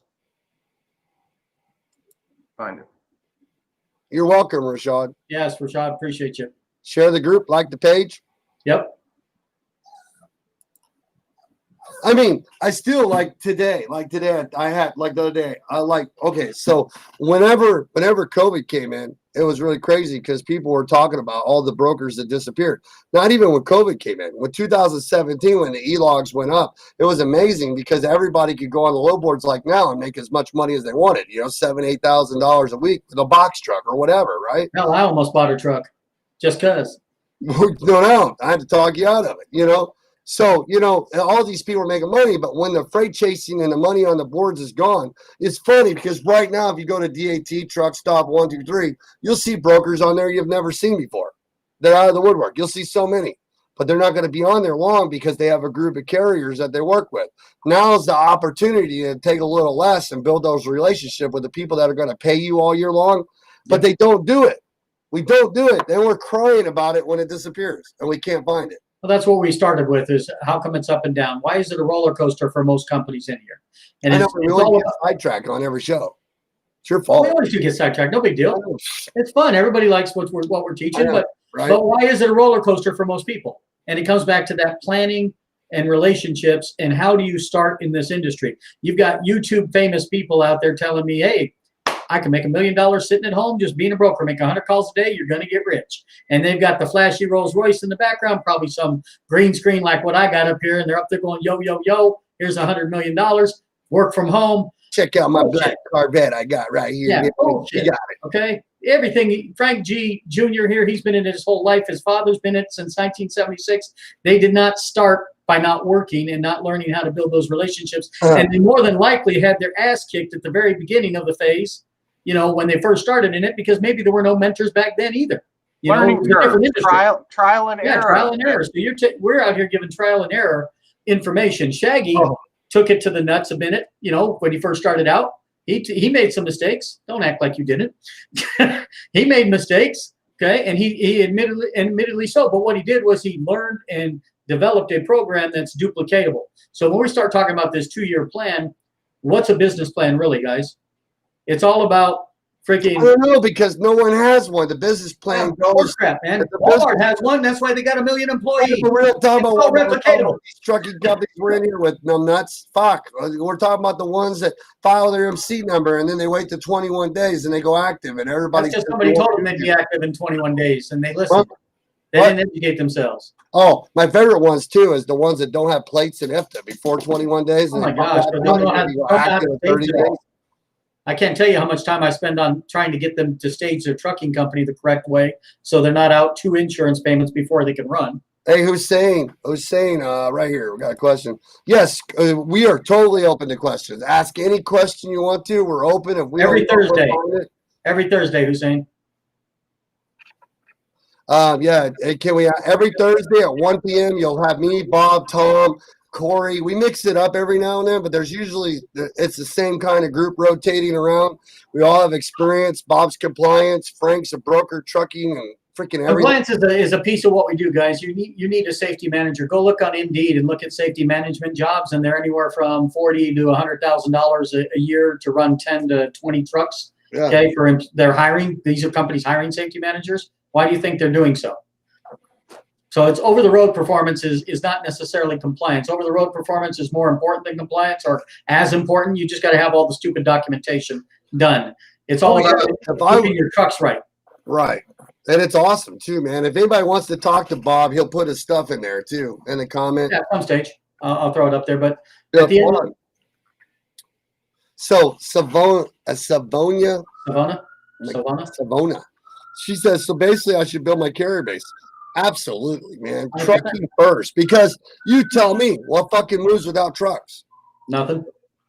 I don't No care freight. what TQL says. If those sorry sons of bitches don't have no trucks, they ain't moving freight. Sorry. I mean, those really nice people out there don't have freight or don't have trucks. They ain't moving shit. That's why, that's the whole point about the whole strike in fucking DC. You're yelling about TQL, but no one stuck a gun to your head and said, motherfucker, you got to take that fucking load, You got to drive your truck all the way over there, back it in the dock, and pick it up and deliver it, or we're going to shut your authority down. And as soon as shit opened back up, Not the a damn moment word. shit opened back up, Silence, crickets. where'd they go? Where'd that guy go that got him all hyped up? I ain't seen. Has he moved on? They all rolled out of DC and back to the broker boards. Yeah, but where'd the guys go that were all yelling? The guy that got that one dude that bounces from one thing to the next, or whatever. The guy that had all the views and stuff that was leading the way. I think he disappeared like the second day it started, right? I hadn't heard anything out of him since. I don't know, man. I don't even get it. And Well, why do we have to go there if we knew how to add trucks? We knew about diversity. We knew how to diversify. I mean, you think about it. You either got in the business to be a one truck guy and authority, which sometimes I don't understand why people want to pay all that money to have a one truck authority, right? Personally. Hussein, I understand what you do. I'm not against it. I'm not against it. Hussein post his up. Oh, okay, hold on. But That's a good start. why don't you know what to do with it? Like, I can only imagine how many husbands and wives watch what we're talking about right now, or investors that go into business, that invest into the business but don't run it. Seriously. Yeah. Number two, no, we know you're like, Bob's like, hell, shit, that's half my company, you know, and you don't run it. But the whole story of why you were going to do it is because you're tired of building up other people's businesses and you want to build one for yourself, but you're not fucking running it. You don't even know how to run it. You're just letting everybody else do it. How many people have I told that better delete on?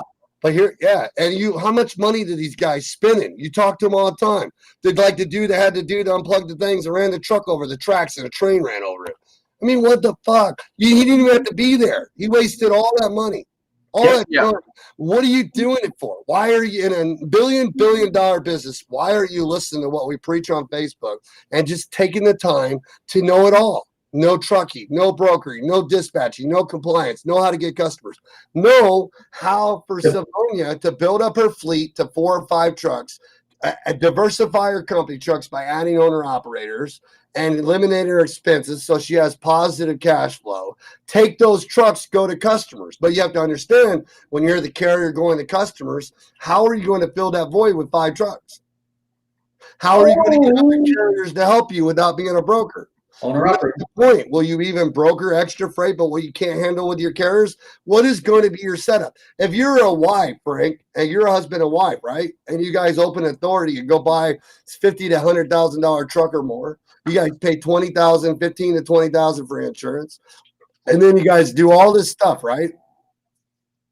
Then your husband goes out in the first 45 days, even though you're involved, right, in the company, has a heart attack. You can't drive. Why don't you have a plan to do something with that authority still? That's the point when you guys sat down and talked about it.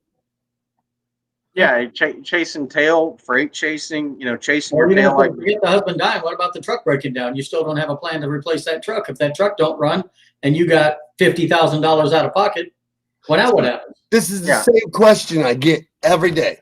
I am trying to buy a truck, either get my authority and hire a driver. Why though? What is that? What are you going to have that driver do? Go ahead, Frank, you do it. Go ahead. Yeah. Okay. What's your plan? What is your plan for your driver? Because you asked another question. You said, how hard is it to hire a great driver? Well, that's one of the hardest things you're going to run into. Yep. Good drivers that care about your equipment, that will take care of your equipment, that will do a good job, that will be on time, that won't, be on dope and out, outlawing it and, running loud and loose. Those are really hard. Wait, you just described somebody we both know. Yeah, but he ain't driving. At least not. It's going to be one of the hardest things you do. Good drivers are. I don't care if you have 100 trucks in your fleet or 20 trucks in your fleet. You are always going to have empty trucks. Don't care what. I don't care how many you have in your fleet. That's just a given. I know people that run 5 trucks that have 2 empty. I know people that run 50 trucks that have 17 empty. It's going to be one of the hardest things you do. And if you don't know what you're going to do with this driver, you might want to back up and rethink. Okay, I'm getting this driver. What am I going to do with him? What's up, Bobby? Yeah, it's not even that. How you doing? But it's not even that. Think about it, right? If right now freight's high, so everybody thinks about getting in, right? But Sure. what if it's not? What if it goes back in 2 months? What if it changes? What if what if somebody gets elected in and the first thing they do is chop the EPA bill and fracking and oil goes through? Either one do it. What happens when that huge amount of trucks comes from the oil industry back into the trucking industry, and instantly we have 100,000 trucks into the industry, and the rates go back down because capacity now is more trucks than freight? Or it's So going to basically, happen. It's going to happen. Here's what you can bet on. But If freight's what up, yeah, go ahead. if freight is up, here's what you can count on. Maybe in a week, maybe in a year, it's going to bottom out. course. It'll come back up again. The only thing that's consistent is the inconsistency. It's cyclical. It's always been that way in one form or another. Sometimes it's really, really, really bad. Sometimes it's good. Sometimes it's not so bad. It's dependent. Right. It's going to happen. So you better have a plan. But that's the problem. Hussein doesn't have a plan. He thinks right now, if I buy a truck and put a Right. driver in it, I'm going to make $700 to $1,500 a week, maybe more. If he does that, that's if the driver, the good one that he gets, even makes it. What if Hussein had more money than me and you, and he could walk out, get the authority going, and buy 5 trailers and provide plates and allow owner operators to come on and do self dispatching or whatever, and he can make $50,000 a year an owner operator, and he doesn't have to worry about the company drivers or the truck. Somebody's already tried that, and I think they. I'm not going to say who, but I think they failed with that. Who? Doing owner operators? Yeah, nothing but. Who failed at it? Letting them do their own dispatch, not running the business, not keeping an eye on it. I don't No, like you got no. Well, I wasn't talking about like that. You got it. When we did it, we had 8 of them. You have to keep an eye on them, dude. You got to follow the rate cons. You got to do their packets, make sure the credit check. You got to Make sure know their that they got customers to are know that paying. if they screw something up, they're not getting paid. But then you also, when you do self dispatching, if you're doing it the right way, you should be going after customers, anyways, right? So you need to make sure they're pulling your freight because the whole. The whole point of having the freight is to go direct and make money off the freight and the owner operators and everything. Why would you just do it? Because if the owner operators don't like it, they can go get their own authority, right? Exactly. So look, we're going back to the 3 things here, Shaggy. It's all about building relationships and plan, but you teach 3 courses. Let's talk about those for a minute. Number 1 is trucking. Huh? Number 2 is dispatching, and it's not to go be a dispatch service. It's to learn how to dispatch your own Dispatching, trucks. right? Okay. And then number 3 is a brokering. And if you take them in that order, and this is what I tell everybody that when they're asking me, I'm breaking into the industry, they tell me they want to build a company, I pitch them on those 3 courses right there. Because all 3 of those courses are going to teach you how to book your own freight, how to route your own trucks, how to build enough relationships and diversify your income and bring on owner operators so that you have excess freight to become a broker. And you have the assets to carry you to the brokerage. Well, it's the same 3 things we talked about. Everybody out there is learning about 2, but no one's learning about 3, just like what Savonia said. So is it better to target new authorities or companies with drivers? I am a new broker. Hell, target them all. Who gives a fuck? A truck's a truck. As long as you become their salesperson and you know how much they need to move their trucks on that map for those 5 regions right there ahead of time, and you got them committed to haul for you if you get the rate they want, wouldn't that help you bid freight? Yep. And anybody that's watching that just wants to talk, I don't have an office phone number. That's my personal cell phone right there, that 812-870-2039. So I'm not like Bob that won't answer his phone. So if you guys need to talk, Hussein, or anybody that's watching our show, you guys just want to talk or set up a business plan or do anything like that, we do one-on-ones. We do weekly webinars. We are sold out, though, until October 19th. And we actually only have 6 spots left for October 19th. It's nuts. And the calls are coming in every day for our 3-piece webinar, because you think about it. If you go into trucking, Hussein, and you're going to get into trucking, why would you not understand the whole business before you do it? Like every piece of it, compliance, dispatching, and brokering, not just one segment like these assholes out here charging $2,500 for one fucking brokerage class. And you don't even know what trucking's about first. I mean, come on. You can't do anything without trucks. Nothing moves without trucks, guys. That's why you should brokers that don't know how to route trucks or have never been in a truck. What about you guys starting up a brokerage and never been in a truck? Did you hear that? Oh, look, I answer my phone, but Bob don't. What? Get out of here. Oh man, right here on the pay, bam. My phone's right here. It's forwarded right now because I've been out at the land the last couple of days. So I'm sorry if I haven't got you, but I do answer. But you know, it's unique because everybody thinks dispatching is all about just booking a load. You call a broker, you get the rate you want, you book the load, you move to the next one, but it's really not. Well, it is if you're going to be one truck and that's all you need to do. But if you're going to go from 1 to 5 trucks, then you got to build a product, because if you don't duplicate your carriers, your owner operators, mouths to feed, like pay their household bills plus more, what are you going to do? I mean, how are you going to duplicate your company and build a product to service your customers and make sure your drivers don't jump ship Let when me freight jump in. sucks? Thanks, Latoya. All right, so let me jump in here because let's talk about a plan and let's talk about. We got how 5 minutes. All right, so I'm going to take 2.5. Business Well, you guys plan. can keep talking. I'll leave it running. I just have to No, go. no, we're good. I mean, it's an hour and a half. We don't want to burn people out, but here's how it is. You go to Walmart, you apply for a job. Hussein asked about driver recruiting. Okay, that needs to be part of your plan. Hold on. So half these people we talk to, like I just started there. Remember, everybody that we talk to, and it's a lot, like 19,000 minutes a month. I ain't shitting you. We'll show you our fucking phone bills. You guys don't believe us?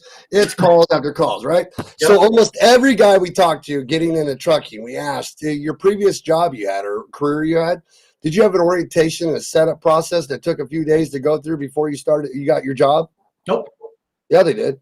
Oh, what do you mean? Depends on the job. I mean, if you they work at a factory, you go be a no. lawyer, you work at a lawyer firm, you work at a business. Oh, you're talking about other jobs. Yeah, they all have a process and a system and a format.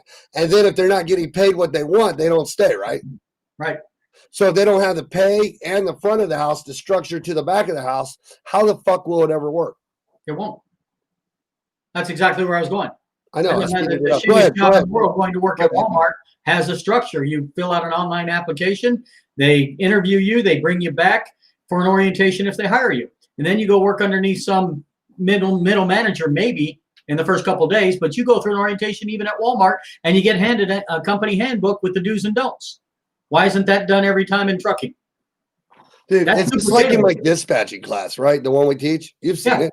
And you think about it. Everybody comes in like, we're going to learn how to book a load, and they come in. And then you start throwing them how dispatching is a 7-day plan. It's not just freight chasing. Yeah. How it's a project to build a product to service your own backyard so you can get off load boards, service brokers, and be able to get customers because you're actually in the area where the customers are in your backyard and you're providing service, right? And then you're learning. It's like you start telling carriers, dispatchers, that they have to know compliance and safety and operations so they can to program those guys, and it's just like whenever you like, I could get into so much of it. We only got 3 minutes. So I know 5 departments in a trucking company. Let's talk about them. I got a safety I director. only got one truck. Okay, then drive your truck and have a great day. But what's the difference of a 1 truck and 10 trucks? They still got those 5 service departments. There is a big difference. 1 truck to 3 trucks. Okay, I'm just going to go drive off in the sunset because I don't want to work for the man and I want to book my own loads and do my own thing. A little bit easier, but you still got the government in your house. You still have to pay attention to your maintenance. You still have to pay attention to, all of your FMCSA compliance things. You still have to know your expiration dates, paperwork. I can tell you there's one guy right now got put out of service because all he wanted to do was drive, and he wasn't paying attention to some letters that he got, and he didn't respond, and he didn't get to his new intern audit. So guess what happens? They put him out for 30 days. Would that shut you down? Possible. You got a 30-day vacation, whether you wanted it or not, because you didn't pay attention to your paperwork. So there's still going to be things you need to have a plan for as a 1 truck operation, but not the same as a plan for a 5 truck operation, 10 or 20 or 30. So you just need to identify what you're doing in this business. And if it's to drive off into the sunset, you set yourself up accordingly. Okay. Learn how to book your own freight, learn how to dispatch yourself, learn how to take care of your compliance pieces that keep you in business so you don't get in trouble. Okay. That's pretty simple. It could be a 1-man operation. There's not a bunch of departments there. If you can handle it all, you and your wife, perfect. But you get to hiring drivers and doing the other stuff and building a business, you've got 5 departments. Those 5 departments. We're not going to get into that because you're going to go on for an hour about departments and compliance and how 1 truck. I'll tell you 5 departments that they should be thinking about before they start. Go ahead. Okay, what do they need? Sales, right? Safety, accounting, dispatching, right? I'm with you. Give me the fifth one. Keep going.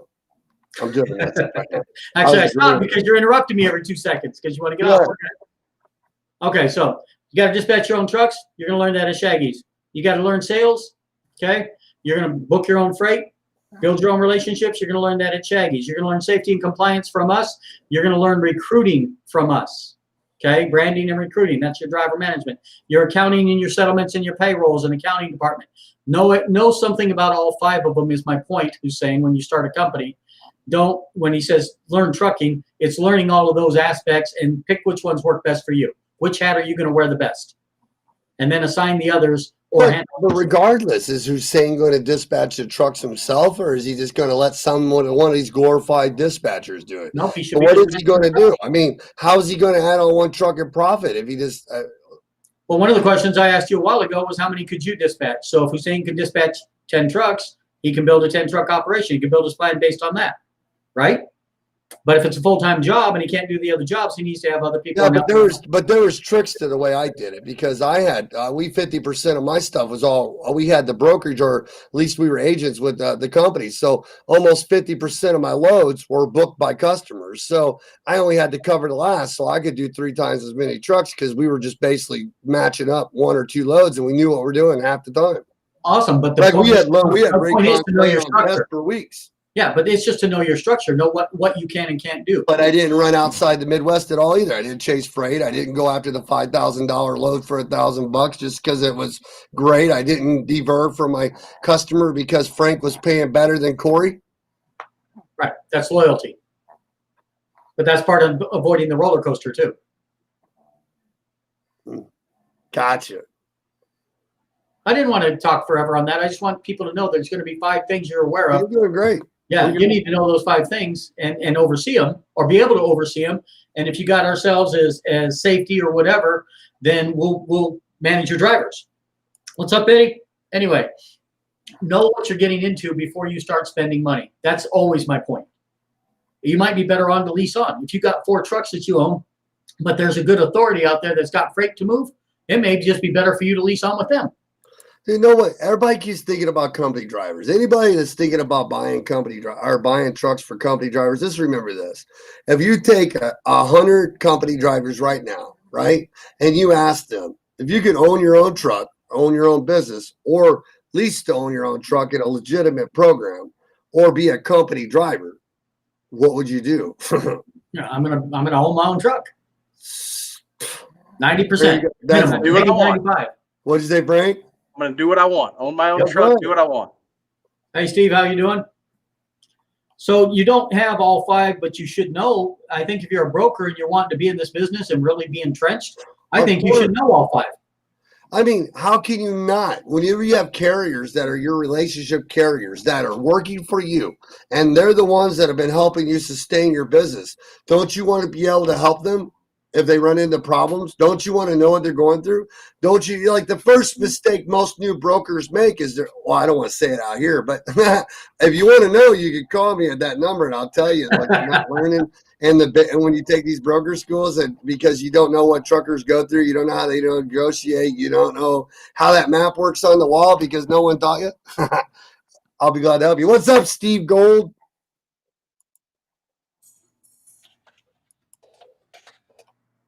But anyways, it is time. Well, he's not here yet, so you want to keep going? We're open for questions. Well, until I'll take questions. I want to address something. I want to address No, a you comment. address it. Hold on, Yeah, before you let's address it. He's going to address something. Anybody else? We have 46 people on here. We're going to be on here for like another 10 minutes, so we'll have like a 10-minute rush round. You guys ask questions. Let's go. Go ahead, Frank. While you're talking, you guys have questions, throw them out there. We'll answer them. Go. Yeah. Julius Franklin says, so what I'm hearing is the only way to be successful as a broker is to have assets. That is not the message we're trying to get across, Julian. No, sir. What we're trying to say is that the message we're trying to get across is have a plan. Learn how to shift gears if you're talking to your customer. If you don't have assets, some customers don't care if you have assets. It's all about the rate, or if they like you. Some customers will not fool with you if you don't have assets. It's dependent on your customers. No, We are absolutely not saying that the only way to be successful as a broker is to have assets. Does it help? Yes, absolutely. But Every remember, tool helps. what we're saying, hold on, Frank. What we're saying is there's a difference before your credit score and after a credit score of how you're going to service customers and how much work is going to be involved. Go ahead, Frank. Which is why I'd be an agent for somebody before we dove in and build it up slowly, build it up that way. Because if you try to build an empire in a day, it'll crumble. But there's nothing wrong with having your brokerage sit there and age and working for somebody or having a partnership with a brokerage too as an agent. There's no conflict. And if they have a problem with that, you probably shouldn't be with them anyways, just so you know. But if you're going to work with somebody that's a broker, I would definitely have all three. I'd have my brokerage going, I'd have a brokerage going, and I'd definitely have carriers lined up. And I'm not talking about 500 fucking broker packages. I'm talking about carriers that you called and you sold and became their salesperson, whether they started yesterday or they have 50 trucks with no brokerage of their own or no salesperson and they're trying to wear 5 hats. Those are the ones I want. Yep. Agreed. Do we have any questions? But that is a great point, Frank. You do not have to have assets or trucks or own a trucking company. It's just going to be a lot harder. That's not opinion either. That is a fact. Fact. I have customers that I don't provide my own assets for. They don't care.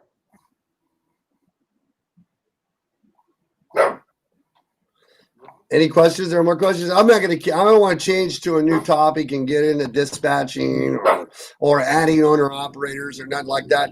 I just want to go back down to the fact of why is such one of the richest industries in the world with the most money potential, right? Why are so many people jumping in and not having their plan of how they're going to add on trucks or add owner operators, go after customers, dispatch for other carriers, become a broker, or even make residuals or releasing trailers? Or how are they going after customers? Why do we not have that plan and we just keep putting a blindfold on our head and jump in like this? That's how we jump in, like this. Yeah. Multi-billion-dollar industry with a very high failure rate. Yeah, it's like have a plan. Have a plan. That's what we're trying. We could go through all the trillions of reasons as to why people do it. Have a plan. Have a plan. Have an idea, a direction that you want to go. Run your better off that way. Run your own business too. Don't let nobody run it. All businesses, all successful businesses started with a business plan. That is right. Even the ones that started in the garage. Do what? Even the ones that started in the garage. Oh yeah, anybody. Doesn't matter who I started in the garage. What are you talking? Well, actually, I started in the living room. The pictures in the group. I'm talking about like HP. HP started in the garage, for crap's sake. They had a plan. Dude, I got my buddy that's probably going to watch the video. He bailed me and Melissa out and gave us $120,000. Bought that white Cascadia with the trailer for $5,000. You know, we were in our living room. Like first we started in the truck. You know, when we started in the truck, it was me, Melissa, and the dog. And then we bought the 3 trucks for my buddies. We bought them at Floristel, the select truck, those Century 13 speeds. You know, they were like $30,000, $28,000 cash back then, you know. But we were out there running, making $15,000 a week. We didn't even have a house. All our shit was in storage. So we ran 3 trucks out of our truck. And then when I traded in my truck with $10,000 cash, because it was only like a year old, you know, and then they gave us 3 trucks for it. That gave us 6, you know, and then the owner operator. Then I got smart really quick though, even when I was doing the messed up lease purchase program, that I needed owner operators. So I actually went owner operators next. Then I ended up adding more trucks. Then got to 12, and then we got 2 more, so that was 14. And then we had the 12 owner operators. Man, Gabe at High Top at Sierra Brown was always like, you know, you're growing too fast. It's like, fuck you, keep growing. You know what I mean? Because I didn't know no better. It was just I wanted to grow. Then at the end of the year, my score was high. I was conditional, went through 88 drivers, and it wasn't the way to do it. I'm telling you, there was so much more. We started building maintenance plans. I got a shop. I started doing orientation. I never hired a truck that I never didn't see in person and physically see who it was. You can only get the call so many times that you were hungry and greedy, and you get the call where the lady's calling from the loop and she says, do you have a truck number 104? And you're like, yeah, I got a truck 104. Well, that cab over almost ran me off the road. You're looking through your list of trucks like, where the fuck I got a cab over? I don't have no cab over. I got an international. I ain't got no cab over. And he called the dude and said, you got a cab over? How'd you find out? Well, you said when we set you up, you told me it was an international. Well, you sent me the. Well, I'm sorry, Shaggy. That I no one would hire me. I put you on. You got no wonder your fuel mileage is fucking 3 miles to the gallon pulling a drive in with a fucking cab over. You know, shit, man. And then the whole thing's messed up, all because you wanted to hire the guy. He sounded like he should go to turds, and everything was easy to do. You just stick your stickers and the letters and the package and see a chain of custody and envelope. Send it to him. He gets it done. You do a drug test, and he's on the road. Then he kills somebody. Right. Can't tell you. That's what we do. That's how it works, right? Yep.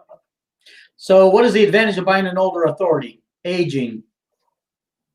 Why though? Because you don't get anything new. It's just an age. I mean, you still got to go and call every fucking. Go ahead, Frank. Sorry. Go ahead, Frank. I'm talking. I want to get in on this because I have to step off and do a call. But here's the bottom line from what I've seen, and this is my opinion. Everybody's got different opinions about this. To me, there is no difference in buying an older authority than there is in just setting up a brand new one. You might as well do the same thing. Because if you do buy an older authority, you could buy somebody else's problems as well. Is that why you're saying work your own backyard? Definitely. I mean, don't hire if you don't have your backyard under control and you're not servicing it. I mean, come on. Shouldn't you draw like a 300, 500 mile radius around your property and service that first? Why do you have to service the whole fucking world? Isn't there plenty of freight where you're at? But see, sometimes people don't understand the business, right, Bob? And they pick an authority. They start a trucking company thinking they have to operate it where they live. Do they? No. Can't they operate somewhere where the freight's better and run it there, but actually have their office somewhere else? As long as they can get it up out of their area. If they're down in southern Florida, they got to get out of there with the route to get into the right routes. But you can get out into the right. Why do I have to run my authority? business? Doesn't have to be there. Why can't I live there and run my business somewhere else? I can. Oh, okay. I was just making sure. So it's so setup of the business is very important to what I want to do. Just like Let's see, said, what is the best route to take for a one truck guy? Let's talk about diversify. What are you trying to diversify to? More trucks, more fleet, extra trailer leases. What are you thinking about diversifying to? We're only one truck. Well, that's the thing. They need to know. What would you do if I own one truck? And I was driving it, or I had a company truck. My first thing I would do, just like I tell everybody that's getting in, if you get in and you have a company truck, how will you pay the bills if that truck is not running? You're done. But if I have two owner operators that don't have nowhere to go and they're paying me 15 to 20%, shit, that's $1,600 to $2,400 a week. Would that save me? So that keeps you moving. Oh. So adding more trucks. So I appreciate the question, Brianna. What we're talking about is the right business plan to do just that. And we typically, I'm going to tell you, don't go buy more assets. We're going to tell you, go ahead and get out there and let's use your authority to get more owner operators, gain the freight so you can feed those owner operators. Let's put a plan in place and grow as big as you want. Make it duplicatable. Yeah, but before you go, that's a whole nother show. Yeah. What do I need to go, literally, seriously, to 1 to 5 or 6 trucks without losing my business? Because obviously somebody's doing it fucking wrong, because you go to safer.fmcsa.com, dot.gov, and you go to license assuring, and me, Frank, and all of us see it every week. Yep. 1,000 people a day getting notices, discontinuance, revoked, involuntary. Why are you spending all this fucking money to get into the business to go and have jeopardized running it out? Don't even say, oh, because the rates are cheap and it screwed me. No, it's not. You didn't build enough relationships. Oh, you didn't diversify enough. Right, Frank? Talk about it. Absolutely. You got to go? So, yeah, I'm going to run. Hey, listen, guys. Say goodbye. Thank you, guys. Appreciate it. Call us if you need us. Love y'all. You'll be here next week, right? Absolutely. Be there next week. So I got to go tend to my backyard. Questions. What? Said bring us more questions. Bring more questions. Call us out. Do whatever you want. But our number at CTCS for those of you that do want to call. Let Frank finish. He's got to go. You don't have to put it up. Yeah. Peace, love, rock and roll. Call us. Let's make some money. Okay. All right. Have a good one, guys. Go ahead, Bob. Tell them who you are, Bob. CTCS. 888-493-3152. Extension 401 goes directly to me. It rings my phone. Unless I'm out on the land trying to finish some drywall, I do answer, Latoya. But at the end of the day, it rings the office phone will ring my cell phone, and we're all set up to take your calls. And I've got other people in the office that'll answer your calls if I can't for some odd reason. If you want to talk to me directly, I'll give you my cell. It's 208-451-4045. That is my cell. Comments. Yeah, I can't put it in the comments. It keeps kicking me off. I tried to put it on YouTube. It won't go for me. I got it. 208-451-4045. We can talk about business plans. We can talk about how to get growing. The first thing you really got to do, guys, if you haven't taken Shaggy's class, is get a webinar, get something, even if it's a one-on-one.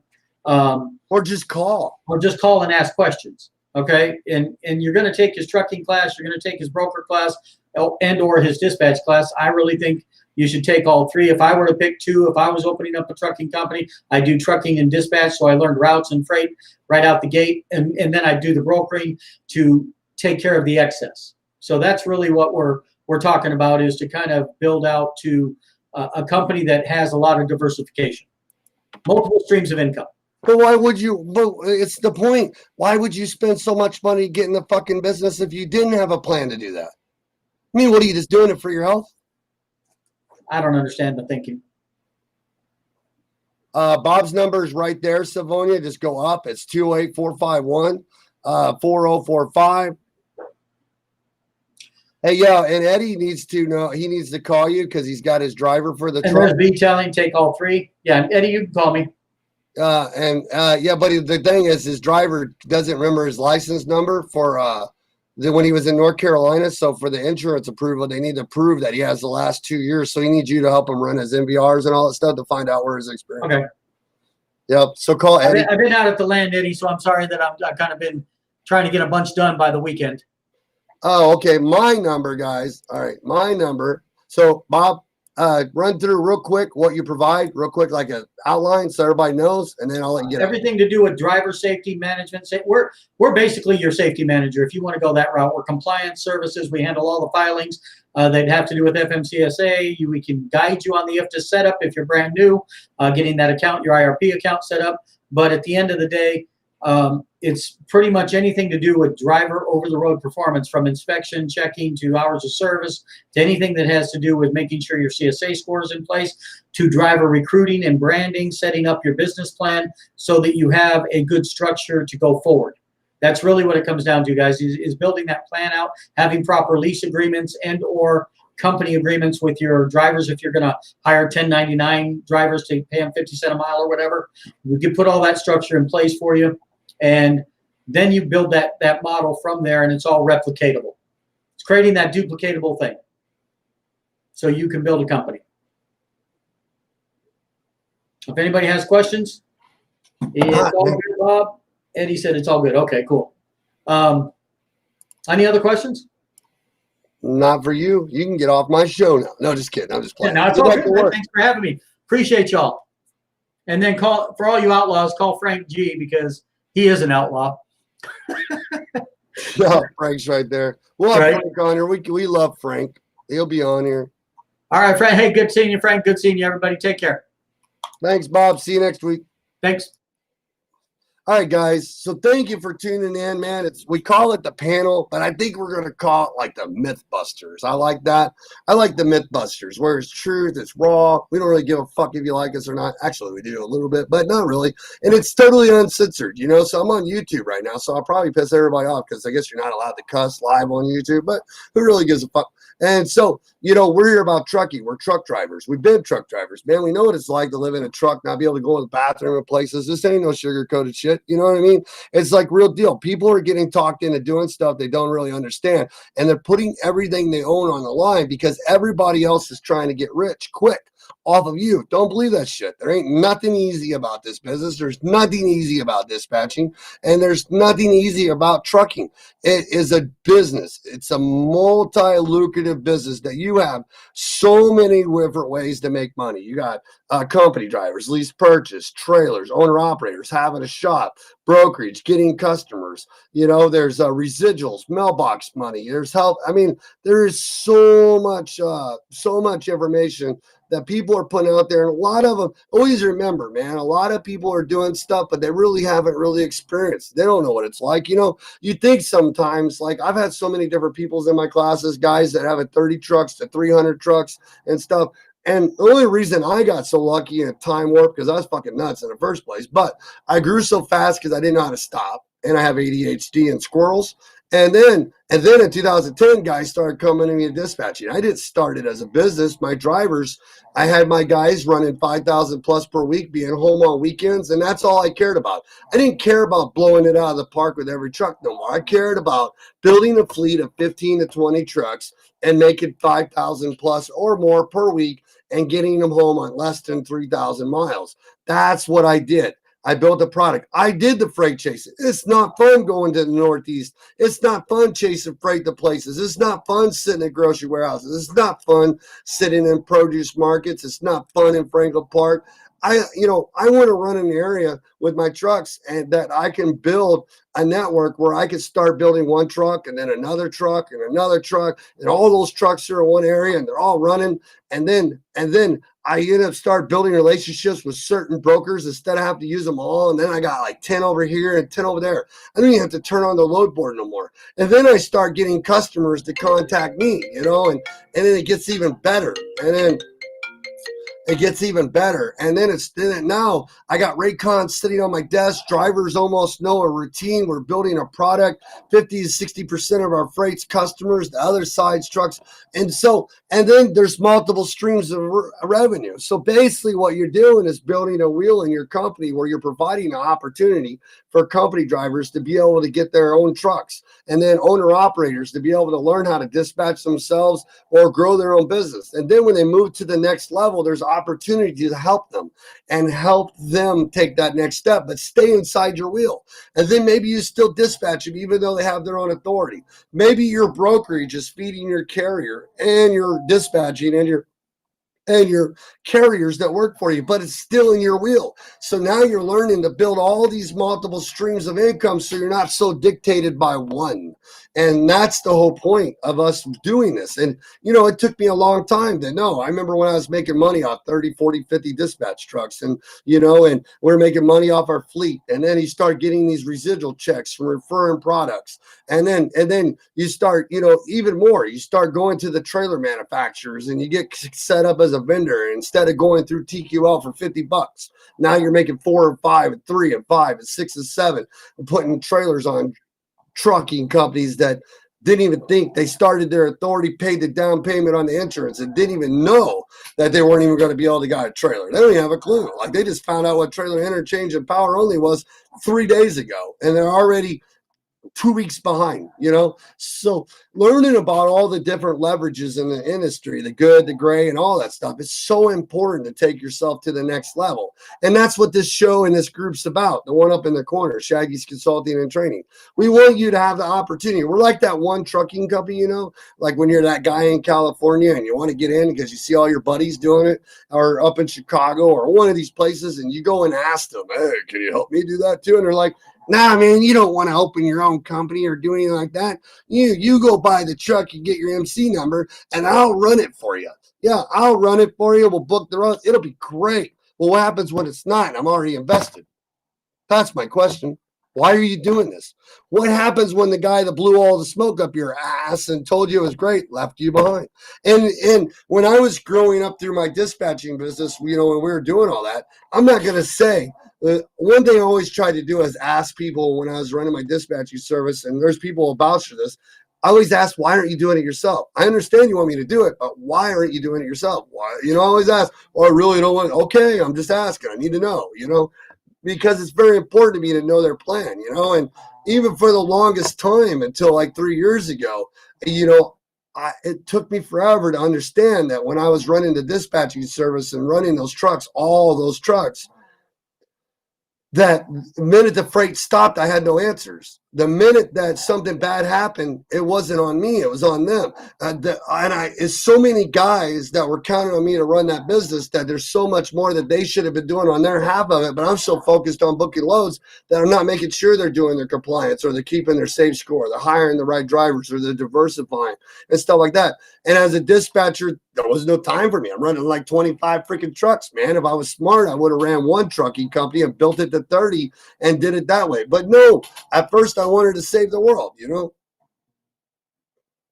All right, guys. So I'm done talking. I'm done ventilating. Anybody that has any questions about what we do, join Shaggy's Consulting and Training Group.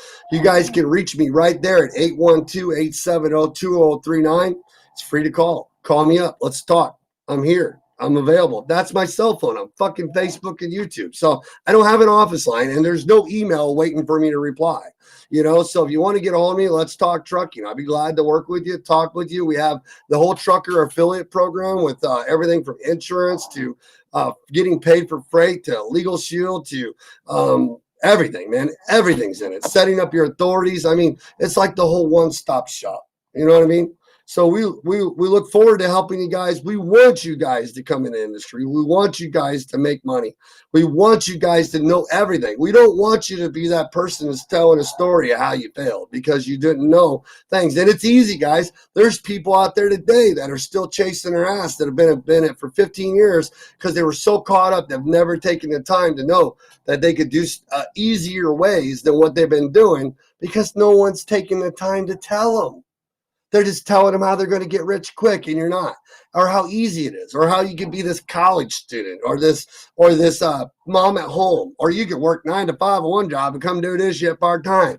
It's not true. It's not real. You might get lucky, but it's not how it works. These brokers out here, man, are putting 24 hours a day in. You look at a guy like Kyle Graves, a good friend of mine. That dude bust his fucking ass 24/7 to build that company over there with my buddy Andy. You watch that guy, the way he talks, the way he looks. He's not working 9 to 5 or 2 hours. This is not a half-ass business. You can build it to where you don't have to kill yourself, but then you got people working for you, and you got multiple trucks. So now you've got a system. How is your system right now, right? That's what I'm asking. I can't stand seeing so many people lose their ass for no reason. It doesn't have to be. But anyways, hi, Diana. Thank you guys so much. Please join the Facebook group, Shaggy's Consulting and Training. Please like the YouTube video, Shaggy's Consulting and Training. And we will see you guys back here next Thursday at 1 o'clock with our panel. And we appreciate you guys for tuning in. Thank you very much.